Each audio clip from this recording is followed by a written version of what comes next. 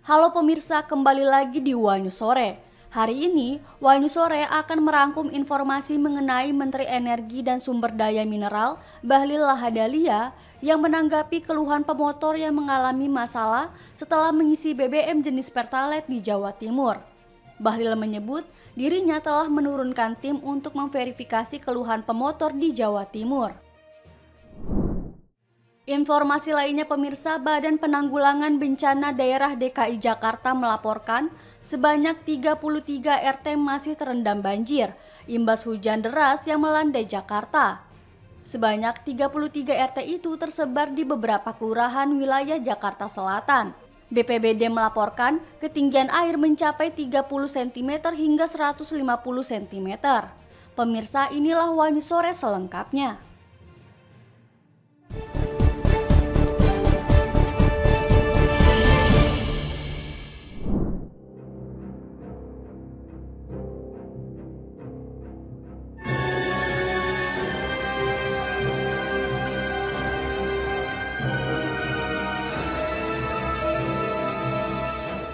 Badan Penanggulangan Bencana Daerah atau BPBD DKI Jakarta melaporkan sebanyak 33 RT masih terendam banjir imbas hujan deras pada Jumat 31 Oktober 2025 pagi.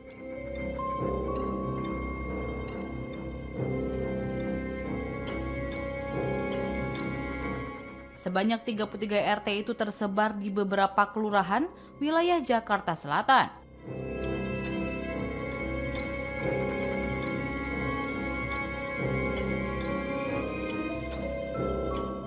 BPBD melaporkan ketinggian air mencapai 30 cm hingga 150 cm.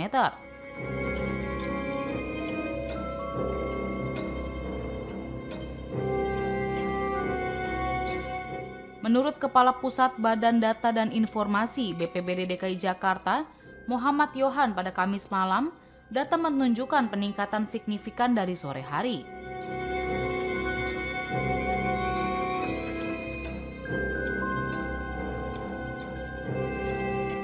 Sebelumnya, pada Kamis sore BPBD mencatat hanya 29 RT yang terendam di kedua wilayah tersebut, menandakan perluasan area terdampak yang cukup cepat.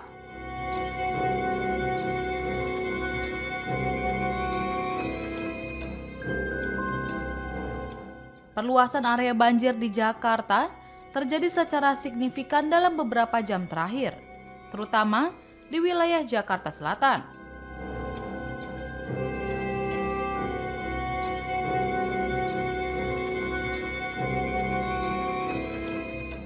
Data kemarin malam menunjukkan bahwa 53 RT di Jakarta Selatan dan 1 RT di Jakarta Timur terdampak genangan air, mencerminkan dampak curah hujan tinggi yang terjadi.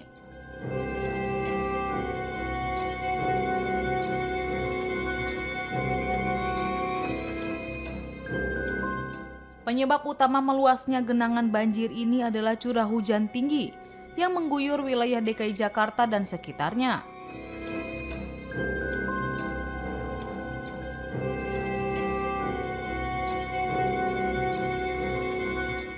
Hujan deras ini juga menyebabkan kenaikan debit air di beberapa pos pantau, memicu luapan sungai dan kali di sejumlah titik.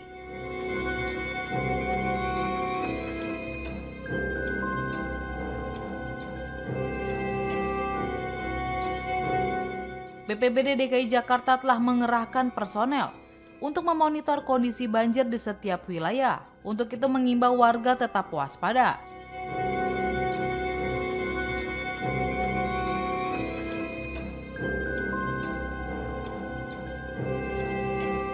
Berikut daftar wilayah terendam banjir per Jumat 30 Oktober 2025 pukul 10 pagi waktu Indonesia Barat.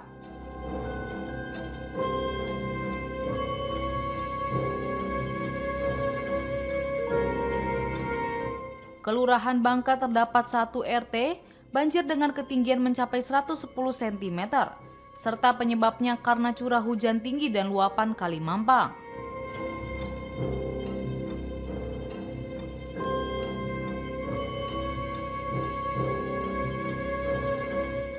Kelurahan Pela Mampang terdapat 10 RT yang terendam banjir dengan ketinggian 30-50 cm, serta penyebabnya karena curah hujan yang tinggi.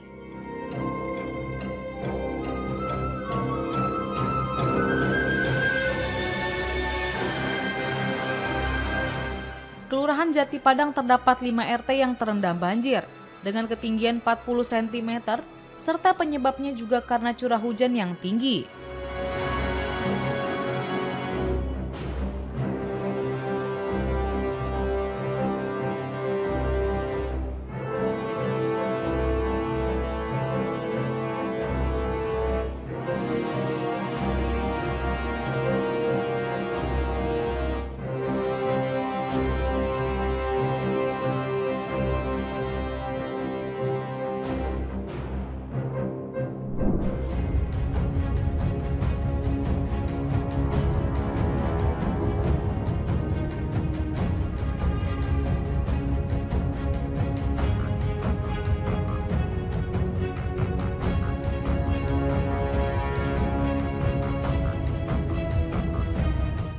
Presiden Prabowo Subianto tiba di Busan, Korea Selatan untuk menghadiri konferensi tingkat tinggi Asia Pacific Economic Cooperation atau APEC 2025 di Gyeongju pada 31 Oktober hingga 1 November 2025. Kedatangan Prabowo disambut oleh Menteri Program Akuisisi Pertahanan Korsel Maijen Purnawirawan Sok Jonggun, Menteri Luar Negeri Sugiono, Wakil Wali Kota Gyeongju Song Hojun, dan lainnya.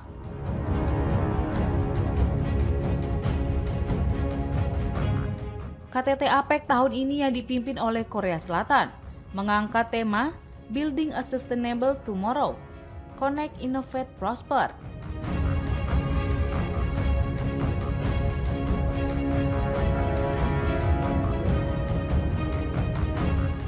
Tema tersebut mencerminkan komitmen bersama negara-negara anggota APEC untuk mewujudkan masa depan yang lebih baik bagi generasi mendatang.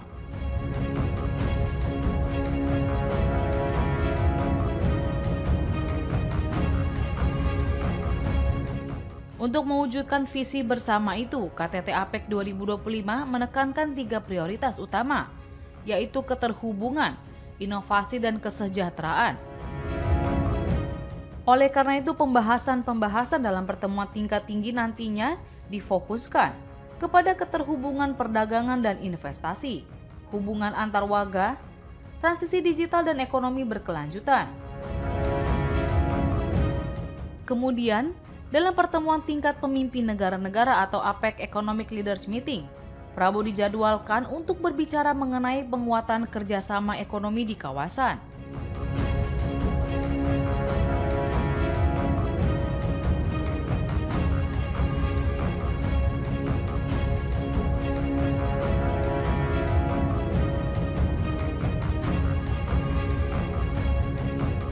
Sekretariat Presiden dalam siaran resminya menjelaskan, kehadiran Prabowo dalam acara tersebut memiliki tujuan-tujuan yang strategis.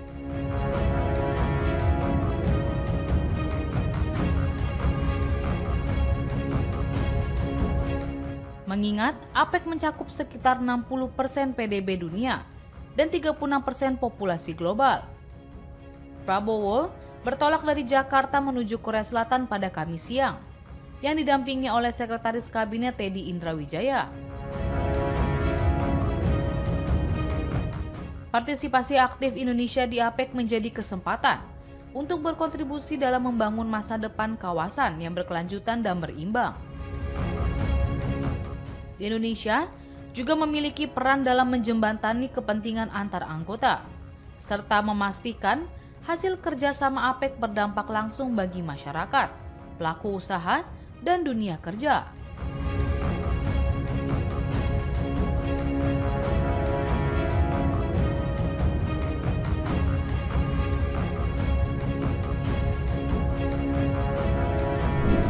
Yang telah memilih saya dan memberikan kepercayaan kepada saya untuk menjadi wakil Anda di periode ini. Saya mohon maaf jika saya telah mengecewakan Anda selama saya mengemban tugas ini. Dengan sisa dana yang masih ada di rekening khusus untuk dapil, saya akan terus memberikan bantuan alat kesehatan, Ketua Harian DPP Partai Gerindra, Sufmi Dasko Ahmad mengatakan pengunduran diri Rahayu Saraswati Joyo Hadikusumo dari DPR tidak memenuhi syarat. Saya tetap berkomitmen untuk berjuang melawan perdagangan orang, pengelolaan sampah berkelanjutan, dan isu krisis. Syarat yang tidak terpenuhi itulah yang membuat Mahkamah Kehormatan Partai Gerindra menolak pengunduran diri Rahayu Saraswati. Nantinya fraksi Gerindra DPR akan mengaktifkan lagi Rahayu Saraswati sebagai anggota DPR.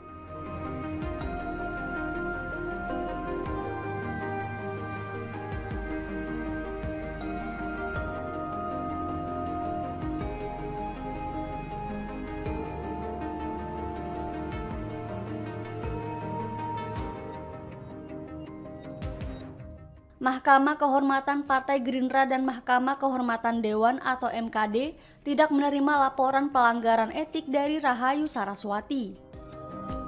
Selain itu, Mahkamah menilai tuduhan Rahayu Saraswati merendahkan kelompok tertentu juga tidak terbukti.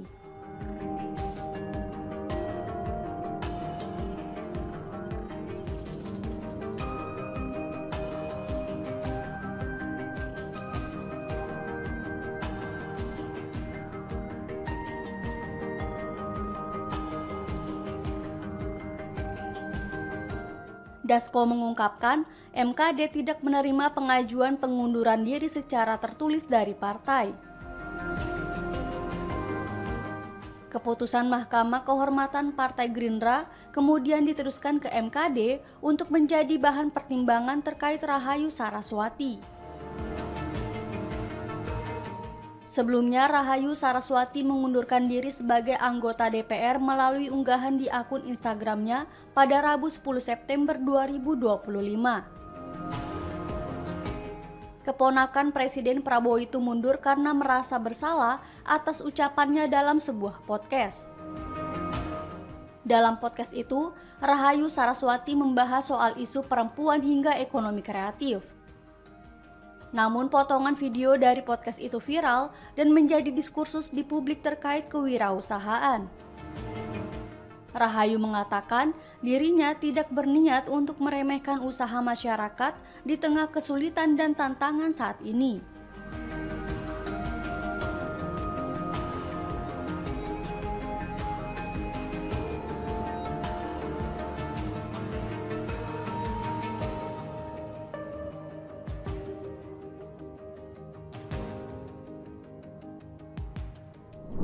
중국 국가주석입니다.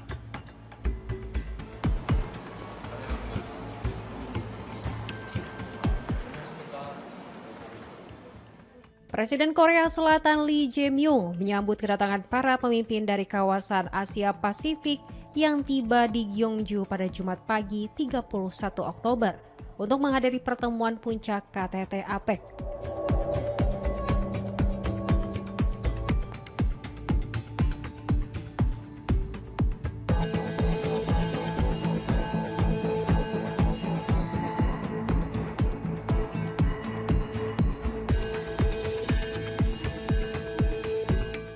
Presiden Republik Indonesia Prabowo Subianto menjadi salah satu pemimpin yang hadir dalam forum tersebut.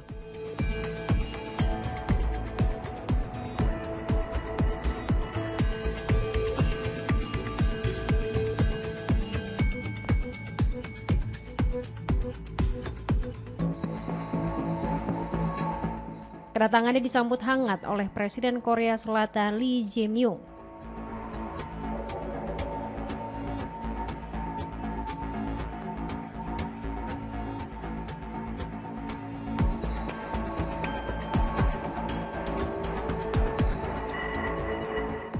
Keduanya kemudian berfoto bersama sebagai simbol persahabatan dan kemitraan erat antara Indonesia dan Republik Korea.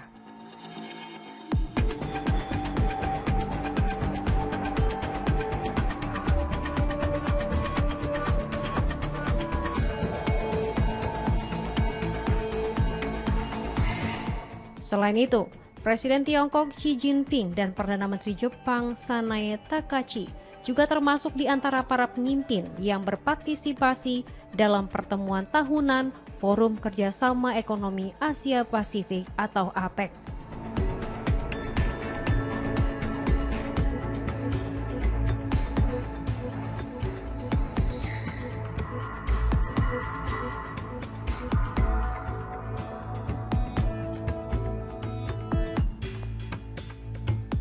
Forum ini diikuti oleh 21 ekonomi anggota dan bersifat tidak mengikat.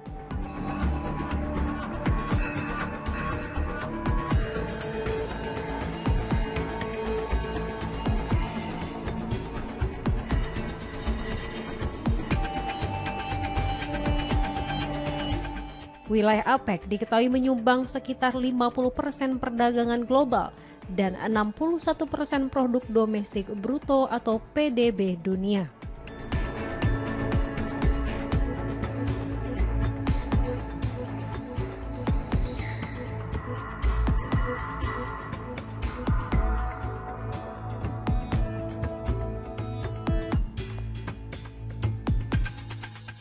Pertemuan tahun ini digelar tak lama setelah pertemuan tingkat tinggi antara Presiden Tiongkok Xi Jinping dan Presiden Amerika Serikat Donald Trump yang membahas upaya mencapai gencatan senjata dalam perang dagang antara kedua negara.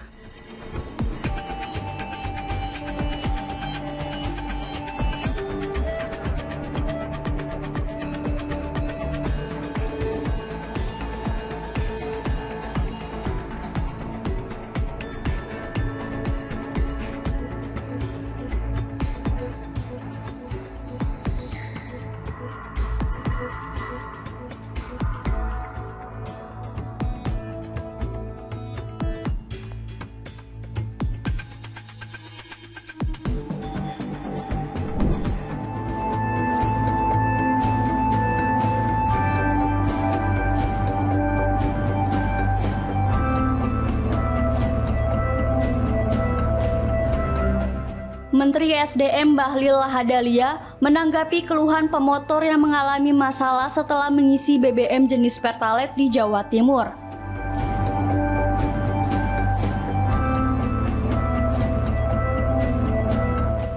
Bahlil mengatakan dirinya telah menurunkan tim untuk memverifikasi keluhan pemotor di Jawa Timur.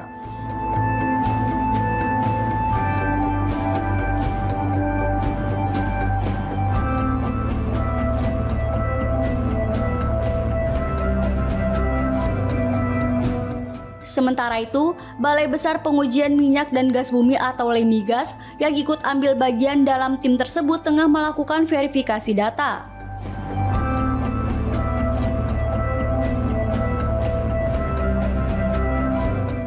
Bahlil sendiri turun langsung untuk mengecek kualitas BBM yang ada di SPBU Asrikaton Malang.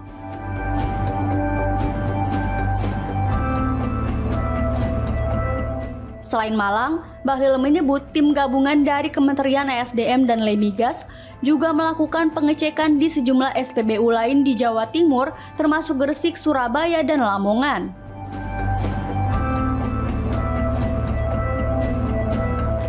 Pemeriksaan dilakukan sebagai respon atas laporan masyarakat yang menduga BBM tercampur air.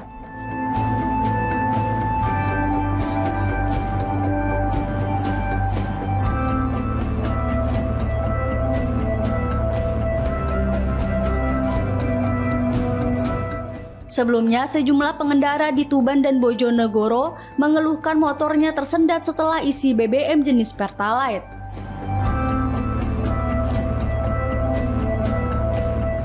Fenomena tersebut kemudian merambat ke Lamongan, Gresik, Surabaya, Sidoarjo, dan Malang. Warga menduga kejadian itu disebabkan dari bahan bakar yang mereka beli.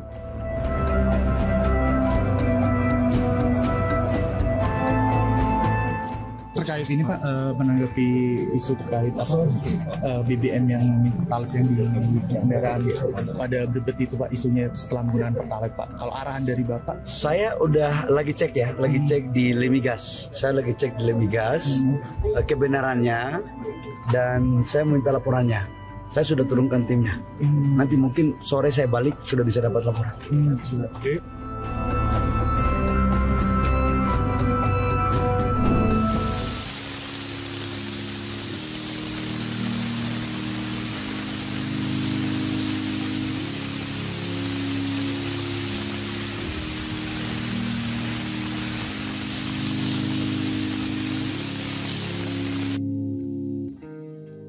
Gubernur DKI Jakarta Pramono Anung mengatakan penanganan banjir dan genangan di Jakarta lebih cepat dibandingkan daerah lain.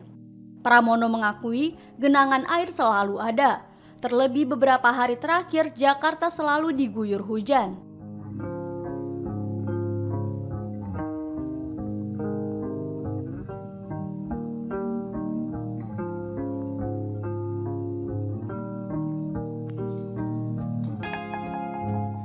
Meski begitu, ia telah meminta Dinas Sumber Daya Air agar menyiagakan seluruh pompa yang dimiliki Provinsi Jakarta untuk mengantisipasi banjir.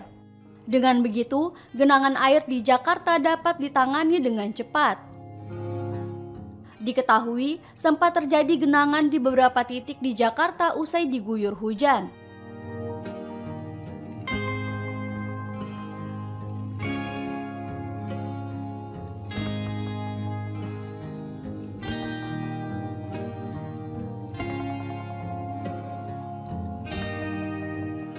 Sebelumnya diberitakan, Pramono Anung mengungkapkan terdapat 3 hal yang mengakibatkan banjir di wilayah Jakarta. Salah satunya mengenai banjir lokal yang diakibatkan karena aliran sungai tidak berjalan dengan baik.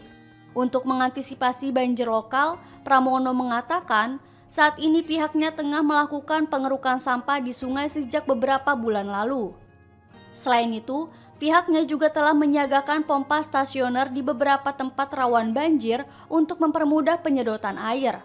Sementara itu, dengan disiapkannya beberapa langkah untuk mengantisipasi terjadinya banjir, Pramono berharap bencana banjir di Jakarta tidak berlangsung lama.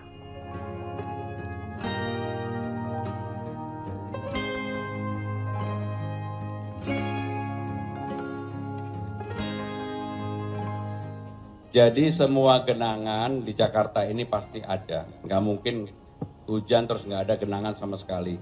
Tetapi Jakarta akan merespon dengan baik dan cepat. Seperti yang saya janjikan berulang kali, kemarin sebelum hujan, semua air saya minta untuk dipompa. Jadi sumber daya air sekarang ini 600 pompa yang kemarin dipersiapkan dan alhamdulillah, kalau mohon maaf bukan apa-apa, kalau dibandingkan dengan daerah-daerah sekitar, Jakarta pasti lebih cepat penanganannya. Dan kemarin relatif cepat penanganannya. Baik, terima kasih. Wassalamualaikum warahmatullahi wabarakatuh.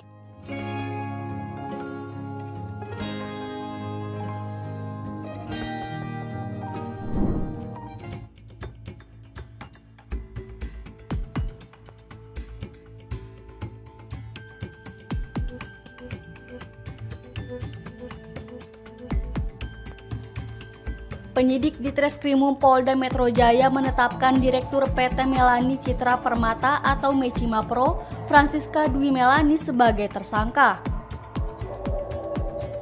Dalam kasus tindak pidana penggelapan dana yang dilaporkan PT Media Inspirasi Bangsa atau MIB. Kuasa hukum PT MIB Aldi Rizky menjelaskan, perkara tersebut berawal dari kerjasama konser musik K-pop Twice di Jakarta pada 23 Desember 2023 lalu.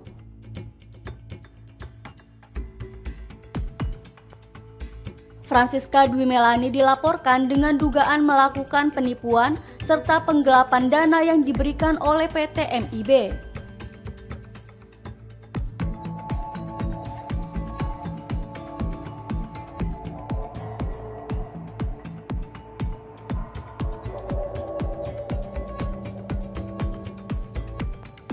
Aldi Rizky mengatakan pihaknya telah mencoba menyelesaikan masalah ini secara musyawarah dan kekeluargaan, namun tidak pernah mendapatkan respon positif. Pihak PT MIB akhirnya mengirimkan surat somasi pengembalian dana dan pembatalan perjanjian pembiayaan.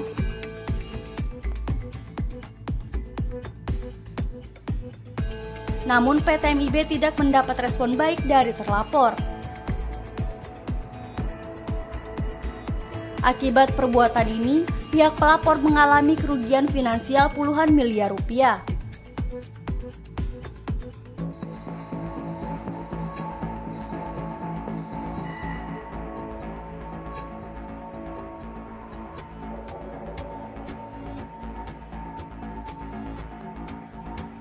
Lantaran komunikasi dan somasi tidak membuahkan hasil, PT MIB kemudian memutuskan untuk melaporkan kejadian tersebut ke pihak kepolisian pada 10 Januari 2025.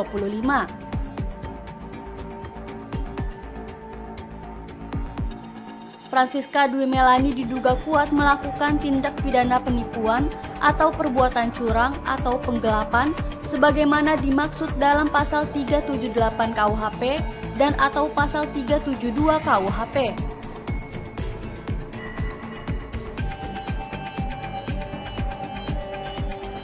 Setelah melalui serangkaian proses penyelidikan pada September 2025, polisi menetapkan Francisca Dwi Melani sebagai tersangka dan kini telah ditahan.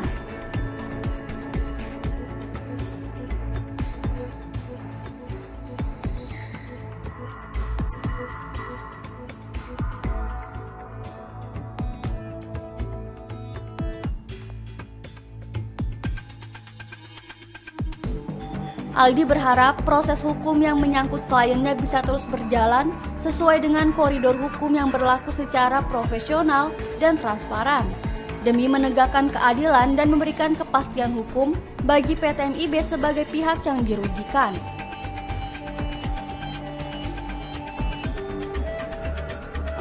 Aldi mengimbau agar semua pihak menghormati proses hukum yang sedang berlangsung dan tidak menyebarkan opini yang menyesatkan di ruang publik.